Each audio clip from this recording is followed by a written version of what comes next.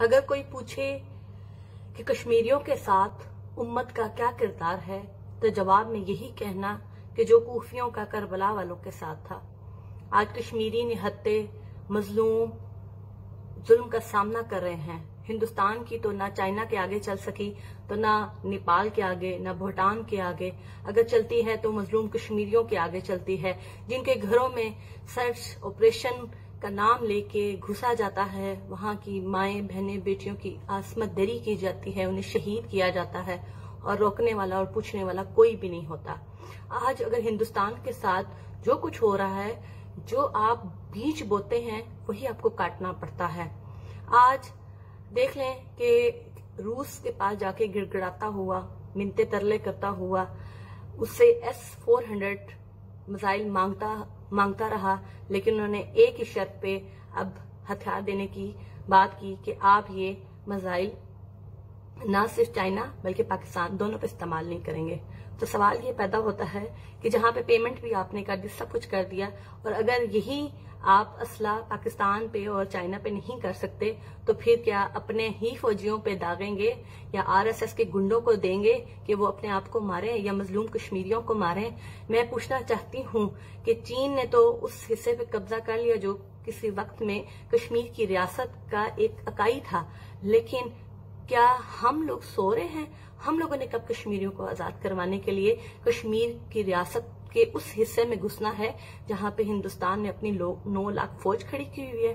क्या हम लोग उस वक्त का इंतजार कर रहे हैं जब 80 लाख कश्मीरी मर जाएंगे, शहीद हो जाएंगे? आज 325 दिन गुजर चुके हैं, हम सिर्फ दिन गिनते रहते हैं। आज 320 दिन है, आज 400 दिन हो गए, आज 500 दिन हो गए। कब तक? अगर आपको ये लगता है कि अक़वाम मुत्तहिदा कश्मीरियों के हक में बात करेगी, कश्मीरियों का मुकदमा हल करेगी, तो मैं कहती हूं कि हम सबकी गलत फहमी है। प्राइम मिनिस्टर इमरान खान साहब ने आज जो तकरीर की बहुत अच्छी थी। हमेशा वो अपनी तकरीरों से लोगों को इम्प्रेस करते आए हैं। मैं खुद हमेशा प्राइम मिनिस्टर इमरान खान की बहुत इज्जत करती हूँ, लेकिन मैं आज अपने फाजिल पाकिस्तान और प्राइम मिनिस्टर साहब से पूछना चाहती हूँ कि बताएं, आज तो 325 दिन हो गए हैं, बताएं कि किस तरह कश्मीर को आप आजाद करवाएंगे। चीन ने कभी भी नहीं कहा कि लद्दाख मेरी शहराग है। हमेशा भूटान ने देख लें किस तरीके से आंखें दिखाई हिंदुस्तान को, नेपाल किस तरह दिखा रहा है, लेकिन हम लोग सो रहे हैं। हमारे मजलूम कश्मीरी नौजवानों के साथ क्या किया जा रहा है, बच्चियों के साथ क्या हो रहा है। लेकिन हम कुरान पाक को तर्जुमे से पढ़ने की बात तो करते हैं, लेकिन क्या आप लोगों ने तर्जुमे में नहीं पढ़ा कि जब किसी मजलूम पे जुल्म हो रहा हो तो उसकी मदद के लिए पहुंचे? क्या अब इस दौर में कोई भी सलाउद्दीन अय्यूबी और खालिद बिन वलीद नहीं है, मोहम्मद बिन कासिम नहीं है, जो एक औरत के खत लिखने पे हिंद में पहुंच गया था, सिंध में पहुंच गए थे? मैं आज शर्मिंदा हूं अपने उन कश्मीरी मजलूम बहन भाइयों से कि हम लोग सिर्फ वीडियो बना सकते हैं, हम आवाज उठा सकते हैं, लेकिन हम उनके लिए कुछ भी नहीं कर सकते।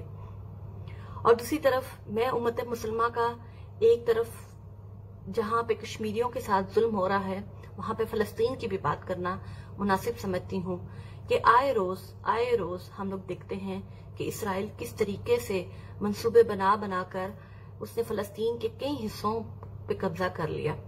और अब हम लोग 1 जुलाई को देख रहे हैं कि किस तरीके से वो उर्दन वाला मगरबी जो हिस्सा है जहां पे नबी करीम सल्लल्लाहु अलैहि वसल्लम ने इमामत करवाई थी, उस हिस्से पे भी कब्जा करने जा रहे हैं, लेकिन उनको रोकने वाला कोई नहीं, क्योंकि तमाम मुस्लिम ममालिक जो 57 हैं वो नाम के तो मुसलमान हैं, लेकिन जब मुसलमानों पे जुल्म हो रहा होता है तो कोई भी नहीं आवाज उठाता।